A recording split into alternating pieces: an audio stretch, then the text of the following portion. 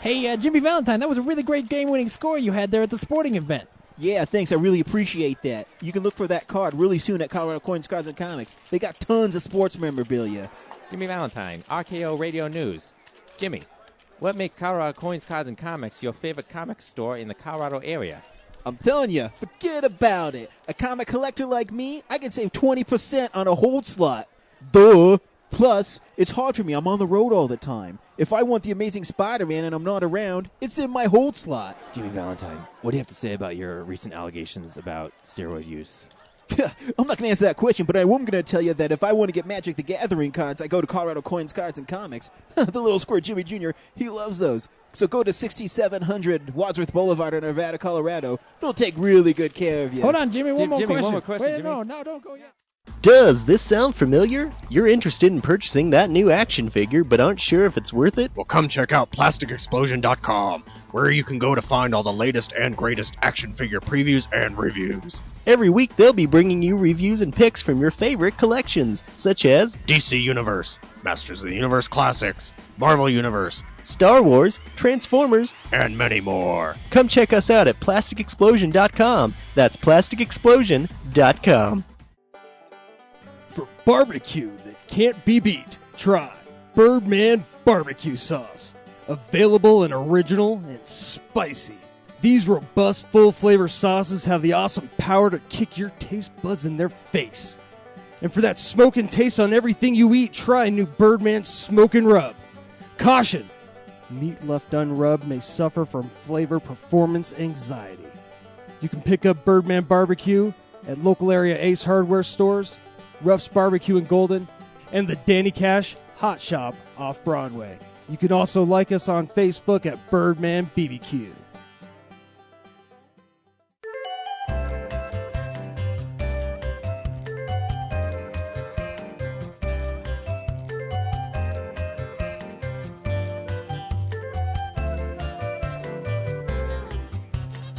Welcome to the podcast. I am Ryan. To my right is James. And to my left is nobody. Brad is not here this week. Sorry, Brad. We are minus a nerd. We are nerd down. Nerd down. Oh, that's too bad. Not because he's dead. For the record, no. Brad's not dead. He is probably doing something else. Like, yeah. Oh, Maybe is today his screening? For his movie, or is that yesterday? I don't know. No, I'm a terrible friend. It was earlier in the know. week. Yeah, I don't want to say it was that because then I really would sound like a jackass for not knowing. He didn't say why he's not here, so I assume he's going to see Grawl or whatever that band was. Yeah, he's probably hanging out with some girl. Yeah, because girls are more important than we are. No, good for him. It's all right. You know what? Take a break. Get you some girl. Take a break. You can have a vacation from Real Nerds. I'll pay his PTO. One of these days, I'm going to get a vacation from Real Nerds. Didn't you go on vacation just a couple months ago? Hey, that was months ago. Was it months ago? Yeah. I don't even know. It's okay. That's fine. I enjoy doing this, so. Yeah, I do too. Because you know what? We can talk about movies like Lincoln, which we saw this week. We did. And Brad, I'm sorry you missed Lincoln. Yeah. I'm sure we'll hear what he has to say about it next week. If you listen just because you like Brad, which I know you're out there. Someone has to. Oh, yeah. There's got to be at least one or two. There's got to be one or two of them. But if you're a longtime listener of the show, we do things in a certain order. Mm-hmm. As we're constantly trying to tweak the show and make it better, James came up with an idea to make it better, and I'm going to take his advice because you know what? I am a great host, and I will listen to my co-host and let him make suggestions. So it was just an idea for, switching things up a bit and seeing how, because we're not experts on this. We're just flying by the seat of our pants, and to assume that the way we did it first was the right way to do it is not a safe way to make good entertainment. And also, if you don't like it, you can blame James. Yeah, and by all means, send in an email and say, "Hey, the show's really boring now. You guys fucking suck." Totally, and we will read it on the on the air. You know what, James? The one thing I will not change is what is the very first thing we do, and that is fan mail. Ah, yes, that should be first. You're right. Fan mail. So I loved giving shout-outs to fan mail because our fans are the most important thing. Without our fans, we don't have anybody. This would be going to nobody, not broadcasting anywhere. Cora, who's one of our fans, Lime Coconut, on Twitter, she said she saw Wreck-It Ralph this week. It was great, and she's going to see Skyfall this week. That sounds like a great week. You can't go wrong. I mean, if I could see them back to back, I would. Yeah. Maybe I still will. It's still have time. Yeah. Both those movies are are great. not coming so fast yet that I can't get a chance to go see Skyfall again. And honestly, I want to. James was worried that Cora stopped listening to us because of his scathing review of Frankenweenie. Yeah, we hadn't heard from Cora since I said that I didn't like Frankenweenie. Not that she could possibly be busy with other stuff. It's just No. We're the most important things in her life. Yeah. But she might not listen to us after a little later. We also got a tweet from Raphael, who was gracious enough to sit with us at the Telluride Horror Show and talk about his great movie, The Quiet Girl's Guide to Violence, which I am way better at saying than Ryan is. I do not say it because for some reason that movie's title, I can't Makes say him it. stutter. Yeah, see, it just freezes him up. I don't know freezes why. me up. I don't know why. He doesn't like violent girls. I think that's what it is. I like it when they're just quiet and submissive. He was also gracious enough to sit down with us and have breakfast. He was. Which was pretty dope. That was dope. And he also talked to us about Brian Michael Bendis on Ultimate Spider-Man. Yeah. And he also talked to us about Nerd Things. And he was one of the guys when we were at the pig roast, always just started talking to us. Yeah. And anyways, he said we did a great interview and he'd sit down to breakfast with us anytime. And I replied, anytime, sir. So anytime you're in Denver or Colorado... Or if you've got a big movie coming out and you want to fly us to L.A., yeah, by all means, premiere. we will come have breakfast with you. Don't forget your friends at Real Nerds. My favorite message I got this week, and I'm not, You're a little biased. I'm a little biased. I'll be honest. My little niece Taylor, who is 11, and this isn't even a tweet because obviously she doesn't have a Twitter account. She's too young to have that stuff. Oh, yeah. So she sent me a text message and asked me if I saw Wreck-It Ralph. And I said I did. It was really good. And then her next message to me was, did the Real Nerds talk about it? I loved that movie.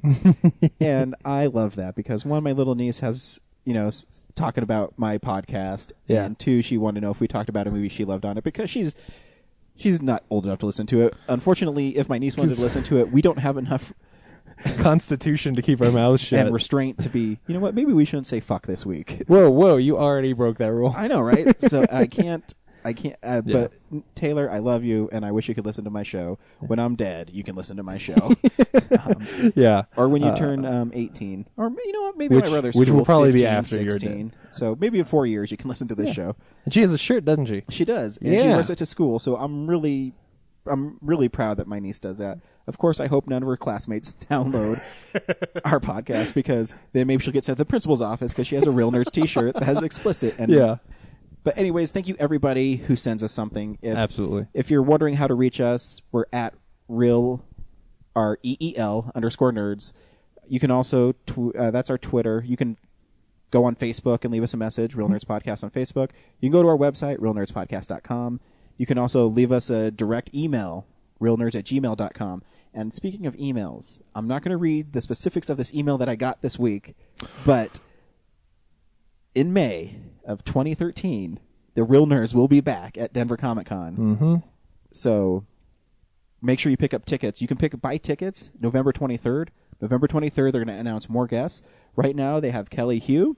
If you don't know Kelly Hu, she was in Scorpion King, but I'm going to ask her to be on our show because she's also in Friday the 13th, Part 8. Oh, is she really? She is. Oh, and funny. So, she actually has a really great death in it.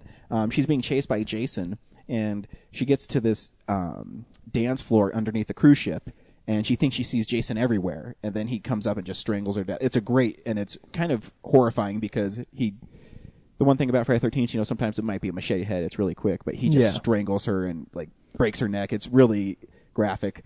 But I really want to ask her about that. It might be unfair to just say that she was from the Scorpion King because she's also in X2, which is a far better movie. Well, Yeah. of course. And that's her. I mean, I'd say Scorpion King and Lady Deathstrike in X2 is kind of her.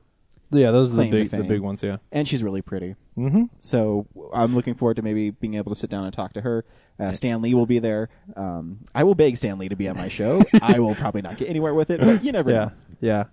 And Georgia Jonti, who of course we got to interview, is going to come back. I love him. Which means that for the next year, I have to come up with a whole bunch of questions that are not the kind of questions that everybody else would ask. I'm already working on that. Oh, good. Because, and have you seen his new cover for Buffy? It is amazing. Oh gosh. Oh man. Yeah. He's a great artist. Yeah. So we're And if you haven't listened to that episode, go back. It was called Artist Alley, and we talked to all those people at George's John T, at Rebecca Denver Comic Isaacs, Con. and Zach Howard. So I'm sure Zach Howard will be there. He's a Colorado guy. So Oh, I'm sure. I bet he's coming back. He's why my fingers are crossed that Joe Hill might end up being there. Yeah, just that'd be because they've worked together some, and you never know. So you might send him an Denver email. Comic Con, you can buy tickets November 23rd. Absolutely, and you will Buy hear 'em. about that every week. for You'll the hear about it. next We'll start putting forever. banners up on our website. We love Denver Comic Con. They were so gracious to us. Yeah. Chris, who's now in charge of the podcast, Peak. Ooh. He had his new, I think it said podcast director when he signed his email. So Oh wow. we have Chris, who we met at Mile High Comics auction night. I just love him. I really do because, I mean, it's a big con, and for them to embrace us and say we did a good job, I mean, that means a lot Yeah. to me. You know, Especially, so, I mean, looking at it is no small thing how far we've come from where we were a year ago, and I don't think any of us would argue that it is not solely because of Denver Comic Con. We would not be where we were if it weren't for how so much exposure. how nice those people were to us, and how much they, we asked for just a little bit, and they gave us a mile, Yep. and it was fantastic. because the volunteers there were amazing. Yeah. The artists there were amazing. The celebrities were so cool. You can click on the Denver Comic Con website. You can watch me do the panel with James Marsters on Sunday. They haven't put up yours yet. No, they have. They no, have? It's there. Yeah, I haven't yeah, seen it. You can watch me sit there and watch Craig Ferguson or Colin Ferguson Colin talk. Ferguson. But you know what? Your panel was great. It was really good. Not because of me, but yeah, it was good. And my panel was amazing too. I pointed at people to ask James Marsters questions. And some of them are fantastic questions. They are. They're Oh, great. man. You should really watch it. And I will say this: James Marsters smells great. I've said it before, and he's a really nice guy. So Yeah. it's really cool. Anyways, I'm going off on a tangent about Denver Comic Con, but we're really excited to be part of it again. We can't wait to see more artists announced, and I think this year we're gonna have a little more gung ho attitude because last yeah. year we were a little afraid. But Well, we George's John T, Rebecca Isaac, Zach Howard gave us the courage we needed. Yeah. Well, and we didn't know what we could and couldn't do, and what kind of stuff to expect. Next year, we're gonna have amazing stuff on here. Yeah, and what you we just found wait. out is if you just ask these people, they are so gracious and Yeah. nice, they'll do it. Michael Uslan, huge producer of Batman movies, invited Yeah. me to his autograph booth. I was in his autograph booth to have an interview with him, and his son was really cool, Daniel, too. Anyways, Denver Comic Con next year is going to be awesome. So this is the part where we're changing it, James. Ooh. This is your suggestion. So again, if you hate it, make sure you name James in the emails. Yeah. But I don't think you will because this is one of my favorite parts of the show, and that we're putting it on the top. Maybe it helps the show be better, and that's all we can hope for. Absolutely. So Brad, get ready because you're going to be editing this part. Stuff we've been watching. So, yeah, this is the stuff we've been watching. I think this is a good idea because then we get space Nazis right up at the beginning of the podcast. Absolutely. So James, we'll start with you. Okay. What did you watch this week? Well, I didn't watch a lot. I will mention that American Horror Story is like 5 episodes in, and this is about the time that last season I started really falling apart and just feeling, and I'm loving the show. You haven't watched any? I haven't had an opportunity to. My wife is recording on DVR, and Okay. I don't know if she's watching it, but Okay. I'm going to give you just a little bit of spoilers, but just the kind of stuff that's going to make you go like, holy shit. I'll still watch This it. is totally different than what I expected, which is just to say that so far, through the 5 episodes, there have been aliens and Anne Frank. wow. Yeah. This show is not at all what last season was. I heard it's actually genuinely scary. There's some stuff in there that I'm like, holy shit, this is, yeah. And everybody, especially the big ones like James Cromwell, amazing performances. They're great. Cromwell. But the big thing was I saw Iron Sky this week. Which is a finally. movie you've been circling on your calendar. Well, I've known about this movie for years because the thing is, if you come to me and you say, "Hey, I'm going to make a movie about Nazis that have made like a swastika-shaped moon base on the dark side of the moon, and they're flying saucers, and they're going to come back and invade the Earth," I'm there. Yeah, sounds there's good. there's hardly anything that could keep me from watching that movie, and I've known about it for years. They did trailers, and this movie, it's a little independent movie, and the way they made it is that most of it is green screened. Clearly, the people who made it are talented CG artists. I would say it looks the CG looks somewhere on par with like Battlestar Galactica. It's not necessarily shot the same, but no, I don't mean the old Battle. You're laughing like I mean the new Battlestar Galactica, which had really good CG. Not, no. It's really good CG. I mean, it's not shot to the same way that realistic style, but I think the graphics look really good. And so most of it is just green screen with people in costumes. So I say all of that so disheartened to say that despite how little work you would have to do to keep this movie good, this movie's awful. Really? It is absolutely awful because they can't not get in their own way. One of those These movies. people have... The movie has a horrible sense of humor. And I knew I was in trouble when the opening scene of the movie... The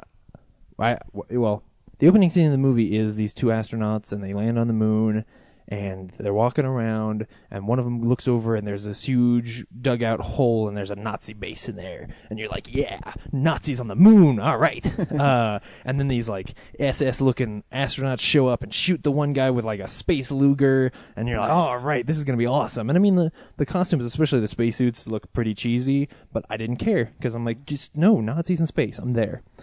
But then I noticed that the other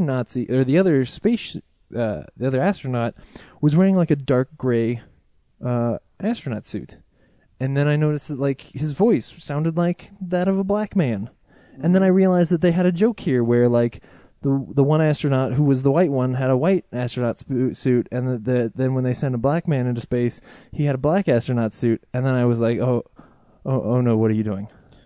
Oh no.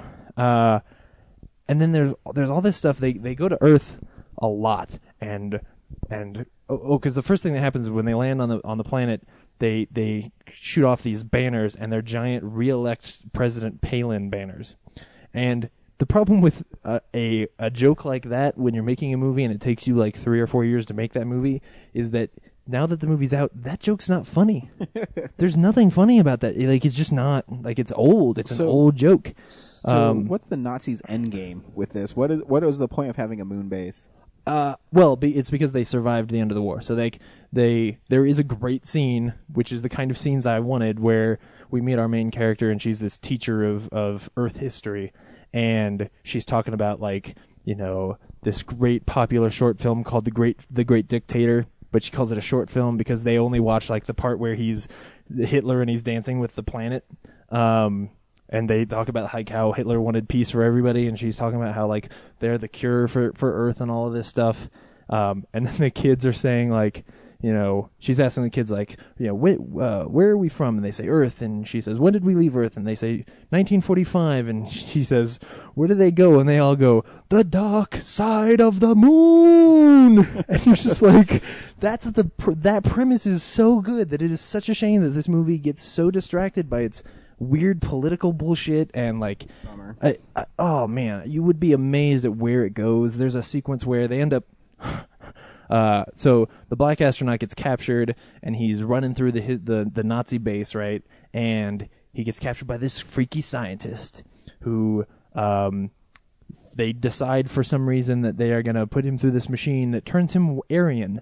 So then for the rest of the movie, the black guy has a blonde wig and blue like contact lenses, and he's painted white, and then they just decide like, well, we're going to send the guy who used to be a black guy and the guy who's going to be the next Fuhrer and his girlfriend down to Earth so they can get more cell phones, because for some reason the astronaut brought his cell phone with him and it still works in space. Like really, the crux of the movie and the Nazis going to Earth revolves around them wanting more cell phones. Which, what? No. You know why the Nazis come to Earth? Because they want to take over the Earth. That's all you need this movie to be. Why did you get so distracted by this other bullshit? It's ridiculous. Yeah. And then at the horrible.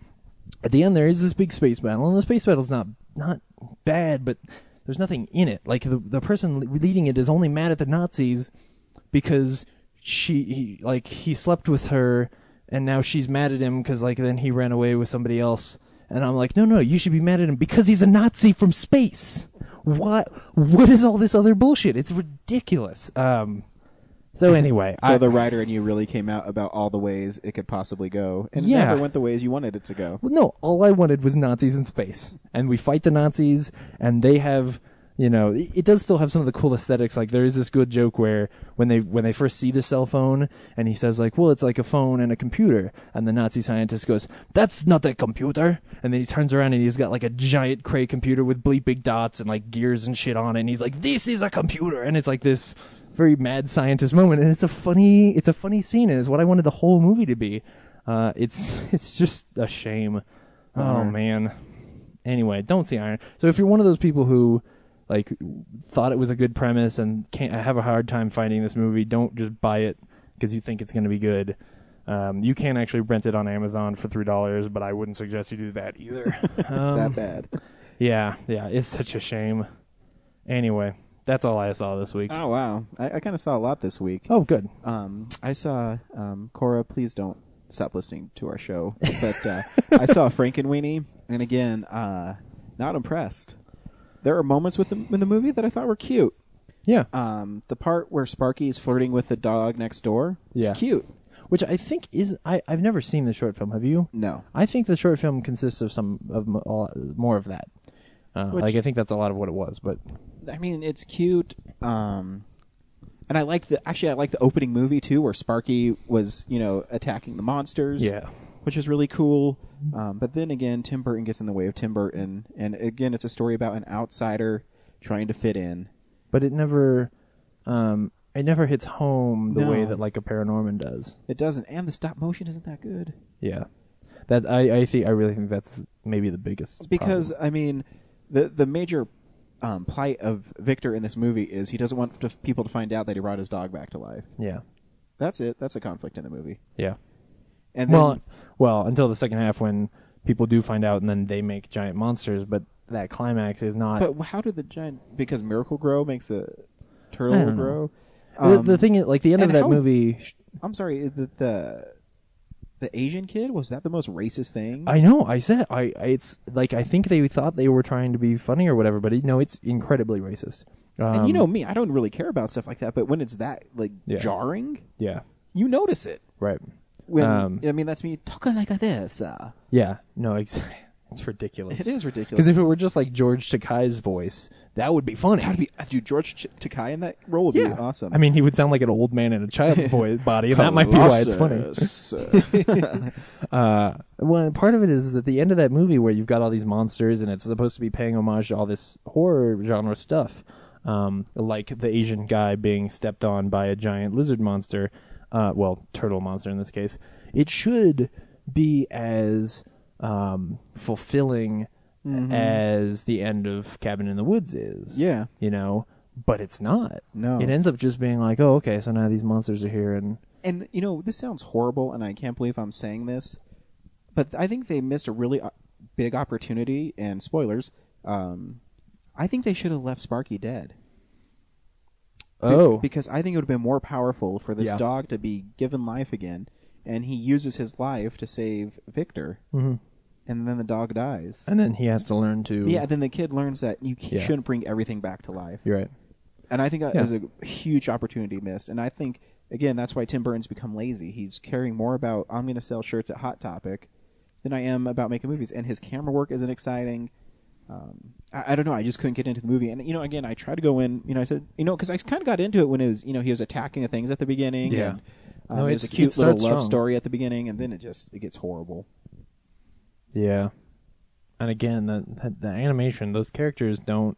The human characters, I think, are pretty good, but the monsters and the pet characters... Yeah, except for their mouths. Their mouths bothered me when they were talking. The people's mouths? Yeah. Oh, okay. Because it didn't seem like they were synced right. Except for... I do think that... Martin Landau's character is just awesome. Yeah. Every time that character's on screen, and every time Martin Landau is on anything... It's awesome. And, my wife brought up a good point after we were seeing it. She says, and what year does that take place in? Yeah. Because they have all this modern stuff, but then it's kind of not modern. It's really bizarre. So, I don't know. I wouldn't see it, but... It does, it just does come off as Tim Burton being kind of lazy. Yeah. Which, I kind of had sort of the opposite anticipation for it, because sometimes when directors, usually early in their career, go back to earlier material of theirs, short films, student films, and things like that, and remake it, THX 1138, District 9 was one of those.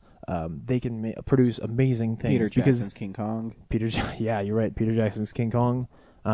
Because it's basically they're being given the chance to the things that they dreamed when they were nascent artists. They're being given the money to really fulfill that stuff, and so this could have been his chance to do that, to really agree. Pour so much love of filmmaking and storytelling like he had when he was a student into this. But it doesn't come off that way. It comes off like whatever. Yeah, it would be just another generic kids film, even if it were good. And I think a problem too is he didn't write the screenplay, so he's having someone else write how he felt about this. Yeah, you're right. Project, I don't know. And again, I try to give movies a benefit of the doubt. I just whatever. So Frankenweenie, you can see it if you want. I don't know, kids might like it. Actually, I don't think you can anymore. Is it gone? I think it might be. Okay, whatever. Yeah. I also rewatched The Amazing Spider-Man on Blu-ray, which is really good. Yeah. I mean, I'm biased because I love Spidey, but at the same time, rewatching the movie, it just got me going on these emotions again, and then I'm watching the performances now, and Andrew Garfield's so good in it.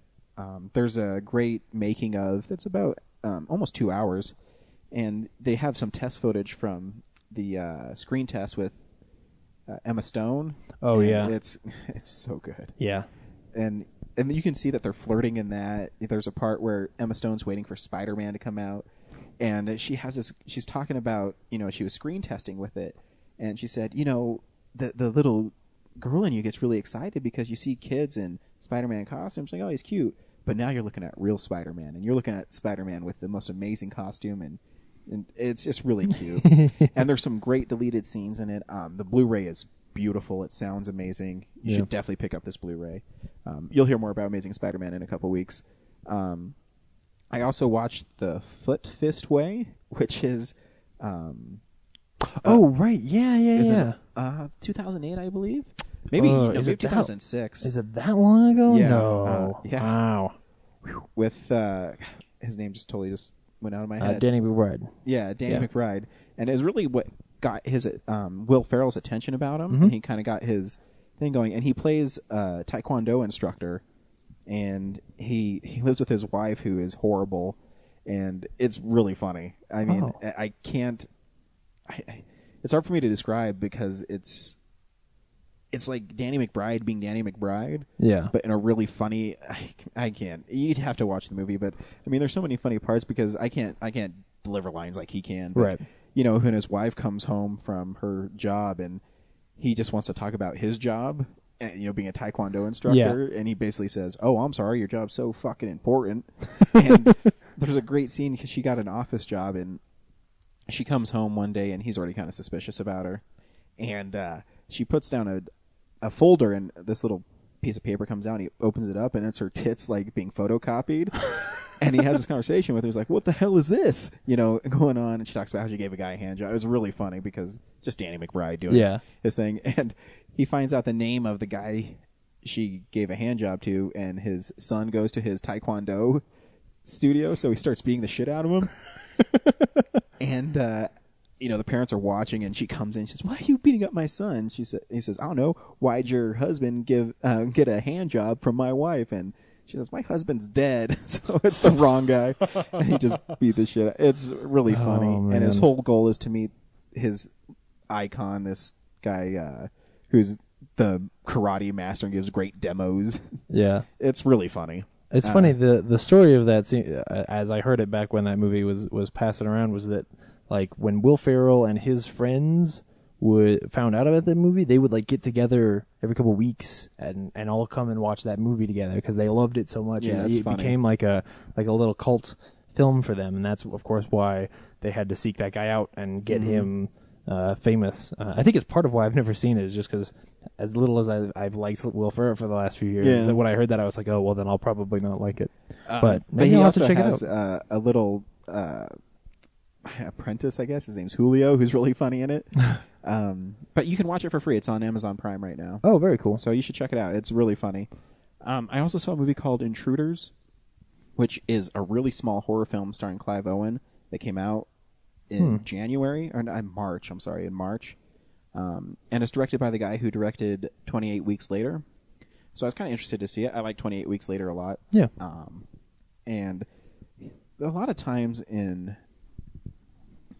horror movies, sometimes directors and writers try to outthink themselves. Yeah. Where the movie actually, it starts off kind of scary. There's a little boy in Spain, and he is being terrorized by a monster called Hollowface. And he swears he's coming in to steal him, and he's trying to hurt him and take him away. At the same time, there's another story involving Clive Owen's character and his family in England, where this little girl, his daughter, finds this story about Hollowface. So she writes the story about Hollowface, and she says it's hers. And the story's pretty creepy. It's about a specter who goes into people's houses because he doesn't have a face and tries to steal their face. So there's a part in it where Hollowface gets into her room, and Clive Owen's fighting with this specter, and the specter grabs his daughter, and he's, then Clive Owen does this great moment where he's saying, don't hurt her, hurt me, leave her alone. And he rips her mouth off. And her mouth obviously comes back, but she can't talk because she... What does a person look like without a face? Is it like makeup over, or is it like all bloodied? No, it's like the chameleon from Spider-Man. Oh, okay. With both out eyes. It's like there's just flesh instead exactly. of where a feature would be. Exactly. Okay, that's what I. So it starts off really cool, and I think it's pretty scary. I mean, having your mouth ripped off and you can't talk, and they're trying to figure out. And people think that because she's just terrorized, they obviously think it's just some man who's terrorizing her in this room. But it's not, because this monster is terrorizing this little boy in Spain as well. Yeah. And, it keeps on going and going, and I'll ruin the ending. Big spoilers coming up. Okay. Because I don't know if you'll ever see it. I won't. You know me in horror movies. Yep. So it turns out that the little boy is Clive Owen in Spain, and the movie actually takes place at 2 different time periods. Oh. But here's the stupid part in the movie where it's trying to outthink itself. The Hollowface doesn't exist. It's a figment of Clive Owen's imagination because his father, who he didn't know, tried to kidnap him one day. So they redo the opening scene where the little boy's terrorized by Hollowface with his dad, with a hoodie. So then later, he's ripping his daughter's mouth off? Or she shares, because she shared that traumatic experience with him. It's some psychological disorder where she does the same. Oh. It's stupid. That's what I mean. It tries out. I think it's more scary when you have a specter that just... Yeah, and then at the end, you have to hold a mirror up to the specter and say something. spooky words or some shit, and it goes away. Yeah, that's way better. Yeah, so I the first hour and 30 minutes of this movie, I'm like, this movie's pretty good. Yeah. And because it only had 2.5 stars on Netflix. I'm like, why does it only have 2.5 stars? This movie's actually pretty good. It's kind of scary, but then I see why, because the ending... At least you got 2.5 hours of pretty good. Yeah. I had 1.5 minutes of pretty good. Yeah, that's true too. Yeah. So I think that's too bad though. Yeah, whatever. So maybe there's an alternate ending where it's way better. Who knows? That could be. And then the last thing I saw was Brick, which you've told me to watch for a while. And for those of you who don't know, it's Rian Johnson's first movie. Mm-hmm. Yeah, it's his first movie that he did, and he's the director of Looper, which we saw this year and which is really good. If you haven't seen Looper, go see Looper. Mm-hmm. This movie, man. It's weird. It's weird. I think the movie's actually kind of cool, except I hated the soundtrack in it. Oh, really? I thought it was really distracting. Huh. Because it had really weird music, and I think he had a lot of weird student film moments in it, where I think sometimes they try to be too creative with shots, and it makes it really distracting. But at the same time, I thought it was really cool that you think this Joseph Gordon-Levitt's character... I forget his name in it. I do too. It's Brendan. Yes. And he... Oh, Brendan. He basically... You think he's just like this loner and he's a troublemaker, but it turns out he's actually kind of a snitch for the school. Yeah, he's like a hard-boiled detective in high school. Exactly, a hard-boiled detective in high school. And it starts off, and this isn't spoilers because it's really early in the movie, his high school girlfriend, crush, is murdered. Mm-hmm. And so going forward, his whole mission is to find out who murdered her, why they murdered her, and I mean it takes a weird turn where he hides her body so he can figure out exactly what happened to her, because he's kind of trying to get these people to come out and admit why they killed her, what they did with her. Yeah. And then it kind of goes into this really cool kind of film noir where he's interviewing people, and he has a really smart guy who helps him set up meetings with people. And I think you have to talk about the fact that it is written like an entire town full of the most intelligent, like English major kind of people, but they're high school students. Like their language is that of sort of a blend of 30s, like you said, noir film kind of dialogue with the sort of modern. It's really the interview he has. The conversation he has with the assistant principal is yes, amazing. It's freaking amazing. Because it's basically like he's a detective talking to his superior, and he says, well, if you want me to do this, you got to give me something. And it's great. I will say I really like this movie. Mm-hmm. It's a tough movie. Man, I've showed it to people, and they have a hard time with it. Yeah, it's different. But, we were talking earlier, the chase scene where he's trying to get in with the drug dealer. I'm not trying to spoil the movie too much, but he's trying to get in with the drug dealer.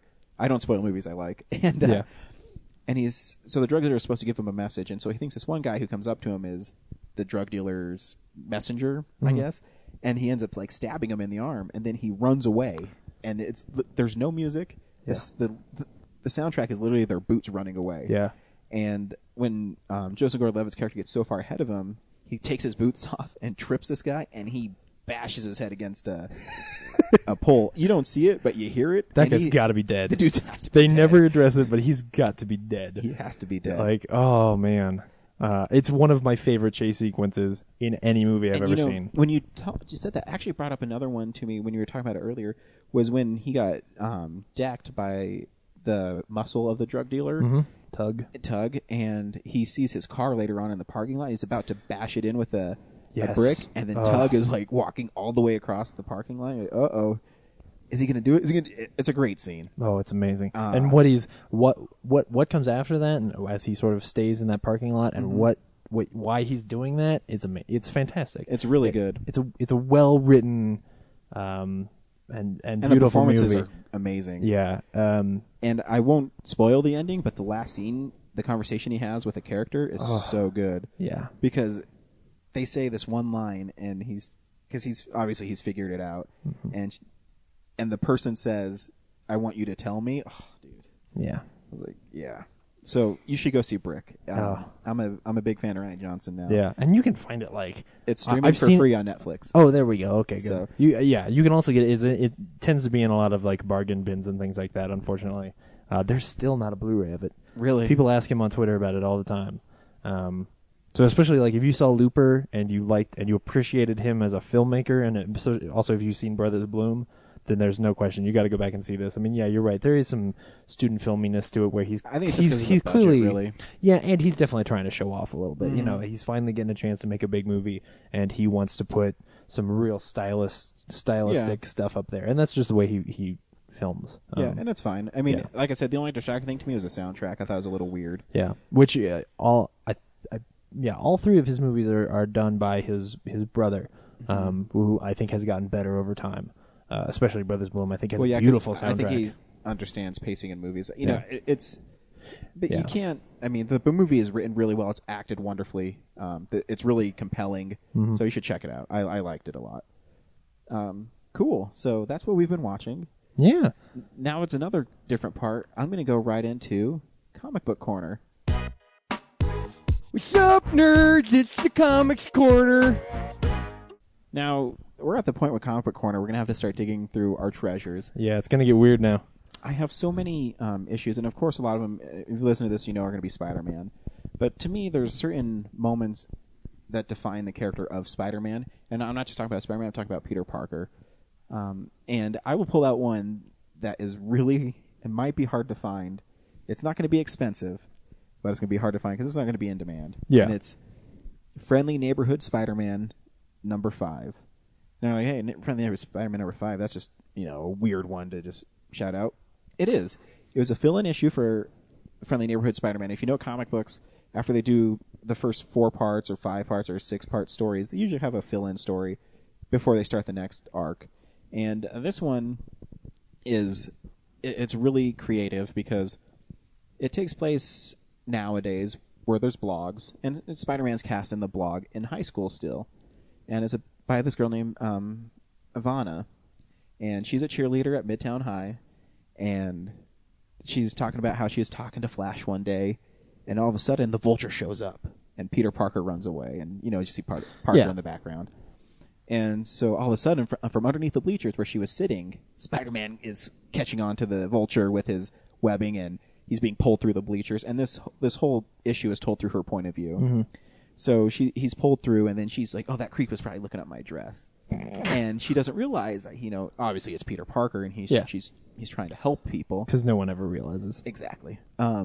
So he stops the Vulture, and since that day, she starts writing a blog about how much she hates Spider-Man. Ooh. And how Spider-Man is, horrible, and she starts believing J. Jonah Jameson, and then she goes into a bathroom one time, and Spider-Man gets knocked through the bathroom by the looter, and so this is the second encounter she's had, so now she thinks Spider-Man's trying to impress her.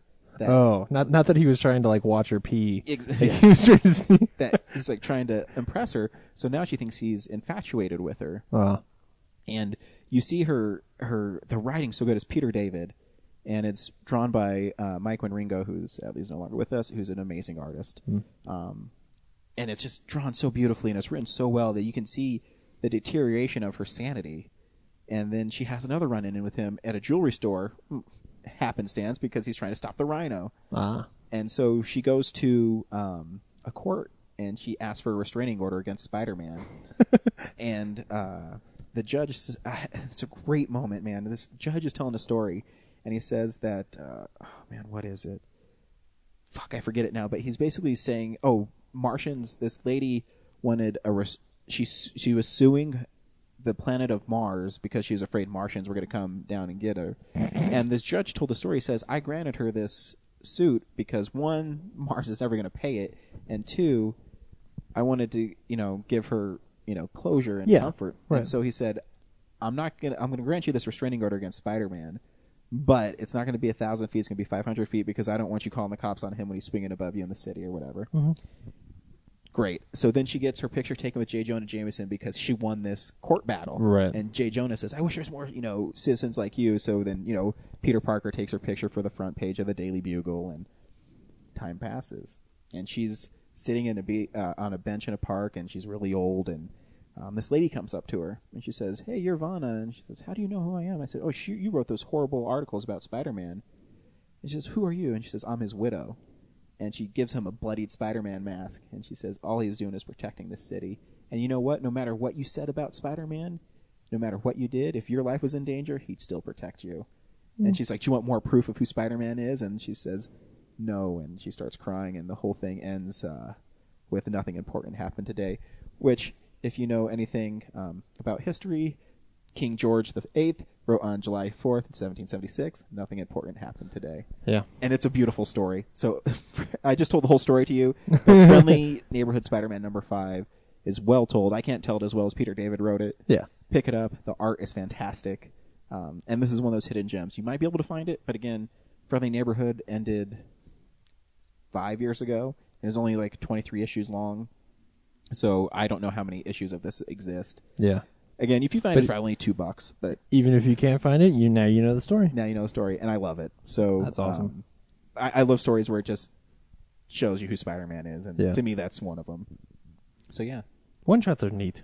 They are. They can be bad, but sometimes they're really good. Yeah, right. When you don't have to be constrained by continuity or the Clone Saga or something. Yeah. Awesome. So thanks for listening to my Spider-Man tale. Now it's time to check some box office numbers from last week. This is the box office stats. So no surprise to anybody, but surprise how much money it made to even Sony. Yeah. Skyfall, #1 movie with $88 million over the weekend. $90 million if you include the $2 million it did on IMAX on one night. Yeah. So it set a record for the Bond franchise, which, again, is kind of shocking. Especially after the last movie. I think that's why they had such low expectations, is just as the taste in people's mouth was not always as good. But the truth is, with Bond movies, when is the taste ever really? It's real common that the last movie wasn't that great. And it is interesting because I was reading forecasting by Sony, who releases the Skyfall movies, and they're expecting like 60 million. So, and I think it's already at over $500 million worldwide, which is amazing. Yeah. So, and you should see it. The movie is fantastic. So yeah, that's the big movie last week, and really the only one. Yeah, exactly. So, thanks Box Office Mojo for your box office stats, of course. Oh man, how are we going to get through all the DVD and Blu-rays? I know, it's a long list. We better just start ranting them off, otherwise, whew, man. DVD releases and Blu-rays. Expendables 2. Expendables 2 comes out next week. Yeah, that's it. Or Ancient Aliens Season 4. Yeah, Season 4, if you want to see more of that kooky dude with the upside-down eagle perched on his head for a haircut, talking about, aliens building the pyramids, then, dude, there's apparently now 4 seasons of that bullshit. Yep. Ooh, I used to watch that all the time. Really? Oh, it's amazing. It's the worst show. I could never get into shows like that. Those are the only shows on History Channel I can't stand. Yeah. Well, that's the thing. I hate all the other ones, but that one was so ridiculous. The things they were saying were so stupid that it was amazing. It was like Nazis in space. Even though it's a slow week on Blu-ray releases, make sure you go to digitalbits.com, click on the box art. It'll take you to Amazon. If you buy it from Amazon with a link from Digital Bits, you support the bits. So make sure you help them out. Very cool. And now it's James's favorite time of the week. Unspool some real news for us, James. It's real news!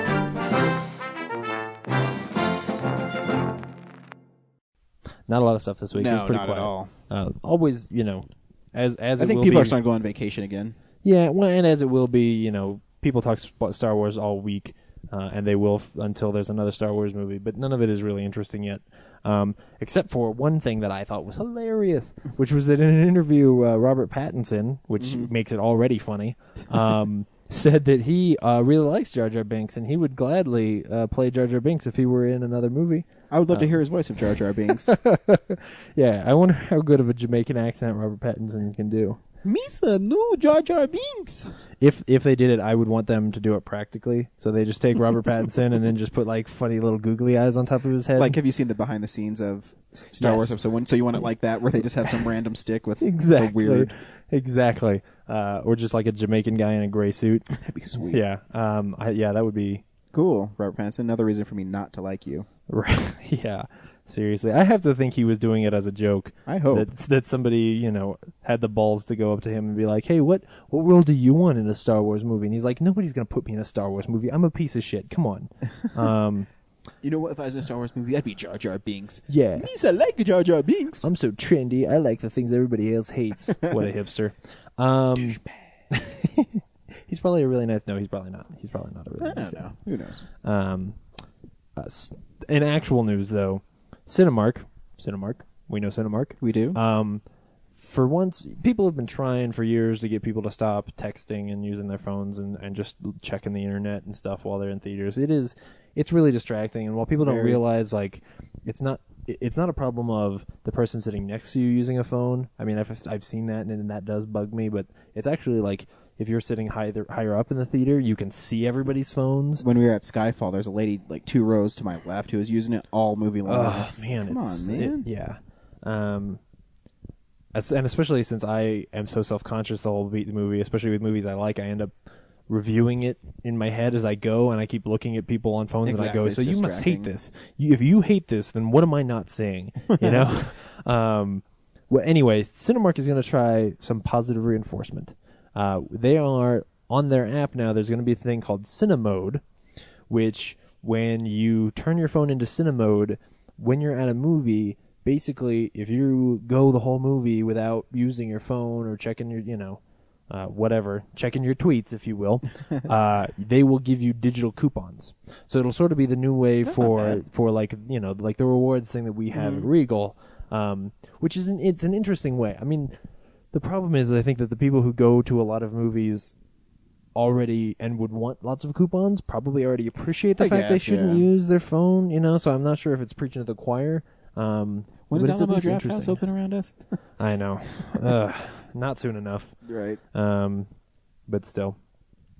And the very last thing is... Oh, shoot, I just closed it, and I need the name. They've been making movies out of Disney rides for a while, but now they're talking about making a TV show out of Big Thunder Mountain Railroad, which is the, railroad little... So it's Hell's on Wheels Disney style? Maybe. This one's a really obscure one. I don't know what... The ride's awesome. Yeah, it is. It's fun, but I don't know what the... Pirates of the Caribbean. Okay, it's a pirate movie. Okay. Mm-hmm. Haunted Mansion. Okay, it's a haunted mansion. I get it. Railroad in some cliffs. I don't know. I don't know. It might be really good, though. I mean, Haunted Mansion wasn't, but... Yeah, but Guillermo del Toro, isn't he making a new one? Yes, without any Eddie Murphy in it. Along with the 700 thank other God. movies he's trying to make? Yeah, man, what is... He always does that, doesn't he? Yeah. And then doesn't make The Hobbit. I don't know. Yeah, that's all right. Yeah. Peter Jackson probably do a better job with it anyways. Yeah. But anyway, that's news. Slow week. Yep. But that's all right. So this week, we went and saw Lincoln. James, should people go see Lincoln? All hyperbole aside, I think that this is one of the finest films that Steven Spielberg has ever made, and is one of the most well-crafted, well-told stories I have seen in years. Wow. Yeah. I thought it was total shit. You did not. I'm just kidding. The movie was amazing. Oh, I cried through the whole fucking thing. Yeah. I'm really glad the girls didn't go with us this week. Yeah. Ugh. Okay, you know what? Go ahead and let's roll the trailer because I love the speech in the trailer. Oh, my God. We here highly resolve that these dead shall not have died in vain, that this nation under God shall have a new birth of freedom, that government of the people, by the people, for the people, shall not perish from the earth.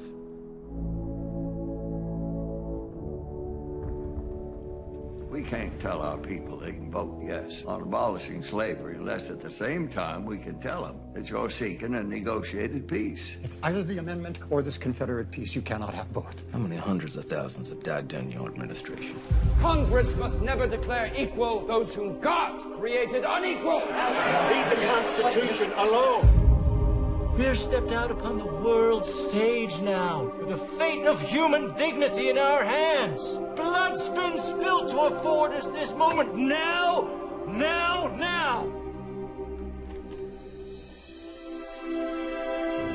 Abraham Lincoln has asked us to work with him to accomplish the death of slavery.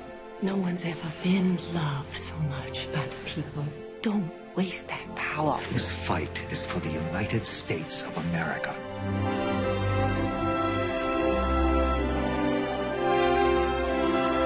Can we choose to be born, or are we fitted to the times we're born into?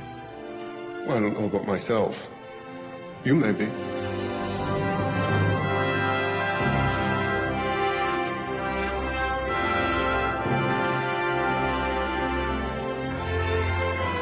This settles the fate for all coming time. Not only of the millions now in bondage, but of unborn millions to come. Shall we stop this bleeding?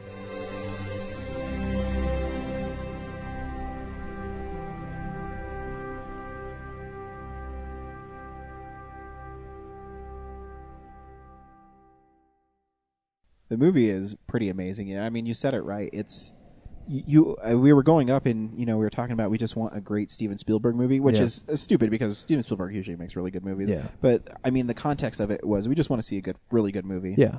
And Lincoln delivers. I mean, from the opening where he's just listening to black soldiers enlisted in the Civil War. Just talk about what they're doing. Just talk about what they're doing is so good. And then they end up these four soldiers, two of them white and two of them black. Obviously, we're into the spoiler section. If you've never listened before, once we play the trailer, we're talking spoilers now. But this is the first scene. They start reciting back to him the Gettysburg Address, which of course is a beautifully written speech. and honestly, I was in tears. By the end of that scene, I was like, I've never cried in a movie this quickly since Up. Like, it's really. But what was great? It's so moving. Lincoln plays off and says, "Okay, I get it." Yeah. He's trying to tell him like, I know, it's no big deal. It's no big deal. But when that last guy reads that last line, you're just like, okay, you know the stakes of what's going on in this movie immediately. And what's so fascinating, and what I think movies have worked so well about this, and this is why I think Argo played so well to me, is this is true. It's not. Yeah. It's not something that to abolish slavery. To nowadays, it seems like stupid. Everybody's equal, but back then, I can't emphasize enough how amazing Daniel Day-Lewis is in this movie. For one, because what I think was so great about his performance is he was so strong as President Lincoln. You know what I mean? When he was in the war room or he was in a situation room and he was telling him this and that, he was so strong. Yeah. But he had such vulnerability when his little boy was playing with the soldiers and he laid down next to him. And there was part of I think why this was also emotional for me was that there was recently an interview on 60 Minutes where they were talking about the relationship between Steven Spielberg and his dad. And Steven Spielberg always, like, his parents got divorced, obviously, and he always blamed it on his dad and didn't know until later in life that it was actually his mother who was having an affair with somebody else. And he, in that interview, he talks about how he was estranged from his father for so long, and then how in the last 20 years or so they've gotten back together and they've become such good friends. And honestly, like, you can see it in his films, the way that the way he addresses fathers has changed. Because of course, like in E.T., the father is missing, and in this movie, that scene when we first see Ted, he's laying on the floor and he's by the fire, cute. And Abraham Lincoln just goes in and lays down next to him, just like I just wanna lay here and spend some time with my son, and you're just it's so heartwarming and beautiful. And too, what's great about this movie is, did you know it was going to be this funny? No. There's there's so many parts because. Every time Tommy Lee Jones is on screen, you're just like waiting, like, I was just weeping a second ago, but you're going to make me laugh through this. But what's amazing is there's a great little thing that Lincoln does. He always tells stories, and nobody knows what he's talking about. Yeah. They're like, what are you talking about? And, he goes down to the war room or a communications room. I'm not sure exactly what you'd call it. But they're sending messages about their attack on a fort, and nobody knows that Lincoln's in the room. Yeah. And his general or his secretary of war, I don't even know who it is basically saying, this, that, what's going on. And Lincoln stands up and he says, let me tell you a story about Ethan Allen. And and the guy's leaving and he's just spewing. He's like, I don't need to have time for your more stories. Yeah. And the way Daniel Day-Lewis plays is so awesome. He's laughing about it and he says, I don't think he wants him to tell a story. So Ethan Allen is at this, and he tells a story, and oh man, it's so amazing. Yeah. This movie has so many moments where, you're right, it's so emotional. There's, and even quiet moments. There's a part where he has to decide about inviting Southern ambassadors to Washington to negotiate a peace or push forward with the 13th Amendment to abolish slavery. And he's talking to his two communication guys who send out the messages, and he's asks them what he does, and then he tells a story about how everything's equal and everything's the same. Even 2,000 years ago it was the same, and basically he's relaying the story about how people are created equal. And you just sit there and you're just in awe of this performance, and you're in awe of everything.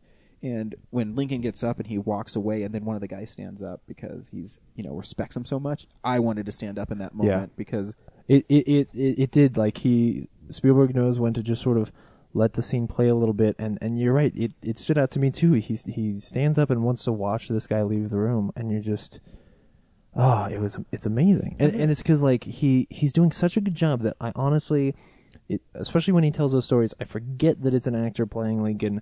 It starts feeling like, hey, this is Lincoln passing down this little bit of knowledge to us, which happens for me so rarely anymore. And which is great too. We're talking about Daniel Day-Lewis, but how great is the supporting cast in this movie? Absolutely. You mentioned Tommy Lee Jones, but Sally Field is so good. Sally Field, the scene when she and he are yelling at each other is, I think, it's breathtaking. If anyone else wins an Oscar, it's because there is no justice in the world. She is she's never been this good. And she's one of those actresses that, especially through you the 90s, take for granted. Yeah, like you forget, between Steel Magnolias and this, people would forget how amazing she is, and she's. And I've told you because I watched Soap Dish this year because I started to go in the back catalog of Robert Downey Jr. and she's so good in that movie. I'm pretty sure she got nominated for an Oscar for that movie. I think so, yeah. But then I see her in Amazing Spider-Man. She plays this Aunt May who is somewhat tough, but she still has this vulnerability to her. And then going into Lincoln, where she's just distraught about her son being dead, and how she's depressed, but at the same time she has to be this, strong first lady. And then that scene's so good because he blames her for him being sad, and she blames him for him being sad. Yeah. And he says that line. He says, "Don't you tell me what it's not like to grieve, because I would go every day and be buried in that coffin with him." Yeah. Dude. And it says so much about the sort of the times that, of course, men at that time, especially early, like when she is so distraught, and when he goes to meet her, she's hanging out in Willie's room, and they come and get him, and it's like, hey, your wife is in Willie's room. She doesn't do this. You have to go talk to her. Mm-hmm. And he goes, and he hardly says anything to her. And you're just like, especially for me, who, tender-hearted I am, I want to like hug Sally Field and tell her it's all going to be okay, and like we're going to make it through this. And but he doesn't do that, because that's not what men like him at the time did. And what's great about the movie too is, like I said, they show so many different sides of Lincoln.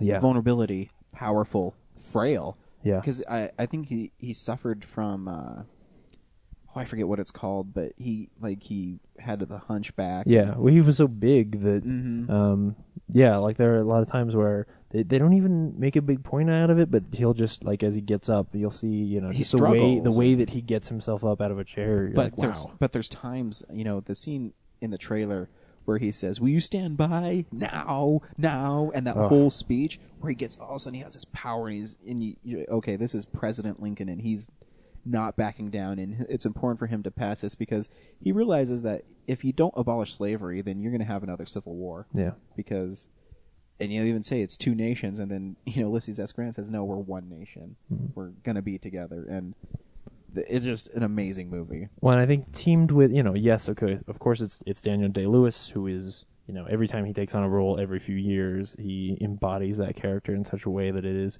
unparalleled. But then to team it with Steven Spielberg, who, there's a speech that he gives earlier that's got to be, 5 minutes, it feels like, or 4 minutes. Mm-hmm. And he just subtly is zooming in across the room for the whole time. Yeah. And the shot is changing, as you expect, shots to change if you were cutting. But you'll suddenly realize, like, we're, at a close-up of Lincoln, and he is still delivering this long speech. And it's all the same cut because these people are masters, and it's not even just, it's unfair to even just spotlight them, because at the end of the movie I was thinking about this and I'm going, this is a collection of some of the finest actors of a generation, and the Top finest to bottom. filmmaking team, not just from the directors but to the editors, to the unbelievably beautiful score that, of course, every time there's a new John Williams score that impresses me, I think, how does he have this much music in him? And anybody else would have started repeating themselves by now, but this one is gorgeous. And you're talking, even the little boy Tad, like, he's the innocence in it, and you buy the little boy, and he's so cute, and it's great. And I can't stress this enough how great this movie is. The play. Oh, we haven't even talked about Joseph Gordon-Levitt, who of course is in like the 4th movie this year. He's really good, and I think that that it's interesting because that character almost needs to not be in the movie because he does so little, but the first scene that he's in, and the way that we see the difference between the way that Lincoln treats Tad and the way that Lincoln treats Robbie, I think says so much. But it's also important for the growth of the character of not only Abraham Lincoln, but his wife Mary Lincoln, because they have to learn that just because Willie died, they can't shelter the rest of their children. Right. And they have to help them along. And it plays into that scene where they're finally, getting through some of their emotions and they're yelling at each other, and she's on the floor and she's talking about how, any other father would love their oldest son most, and you're just, and we've already seen, we already have seen evidence that he cares about his children in different ways. But I want to see it again because I don't even realize how well they try to paint different pictures of him throughout the movie. Because the performance is so consistent that it always feels like the same Abraham Lincoln. That then I forget that they are showing me different things. Yeah, and really fleshing out this character so that it almost feels like their focus is not even as much him getting this thing passed as much as it is how could we use that to paint this broad picture of who Lincoln was in this tiny little scale of time, which is no small feat. And then at the same time, all of the scenes, most of the time, if you were going to write a scene where people sit around and argue political debates in a room, I can't imagine it would be as fascinating and engrossing and funny as this is. All those scenes in the house are amazing. Yeah, and people finding the certain senators finding voices. That they're against it, but they're afraid, and it's just really cool. Yeah, if we haven't said it before, you need to go see this movie. Yeah, absolutely. And even what's his name? The guy who plays Boyd Crowder on Justified is in this as the guy who says he doesn't have any courage, so he can't do what he's doing, and his story, which has maybe 2 or 3 scenes, is so good and moving at the end. Yep. It's man. Oh, and the Tommy Lee Jones reveal. Man, that I was again moved to tears when he takes that thing and says I'll return it tomorrow, creased but unharmed, and he takes it, and just the idea that he wanted to hold the piece of paper for a while was so moving. Out why and of course why, why he cares so much. Oh, it makes me want to go read a book about Thaddeus Stevens. Yeah, exactly. Man, so go see Lincoln. You can also tweet us, real_nerds. You can email us, realnerds@gmail.com. You can go to our website, realnerdspodcast.com, and listen to the shows. You can download us on iTunes, Real Nerds Podcast.